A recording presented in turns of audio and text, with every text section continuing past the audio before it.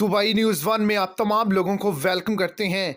अगर तो आप भी यूएई के अंदर मौजूद हैं, दुबई के अंदर मौजूद हैं, शारजा, अबू धाबी या किसी और रियासत के अंदर मौजूद हैं, वहाँ पे गाड़ी चला रहे हैं या फिर पैदल सड़क पे चल रहे हैं, तो आप तमाम लोगों के लिए नए फ़ाइन के हवाले से बड़ी अपडेट को शेयर किया गया है। तो वीडियो को एंड तक देखें ताकि आप भी इन जुर्मानों से, इन फ़ाइन से बच सकें। तो वीडियो की डिटेल जानने के लिए वीडियो को एंड तक देखें, और अगर इस चैनल पर आप फर्स्ट टाइम हैं तो चैनल को लाजमी से सब्सक्राइब कर दें और सपोर्ट के तौर पर वीडियो को लाइक कर दें और अपने दोस्तों तक भी इसको ज़्यादा से ज़्यादा शेयर करें ताकि वो भी इससे फ़ायदा उठा सकें।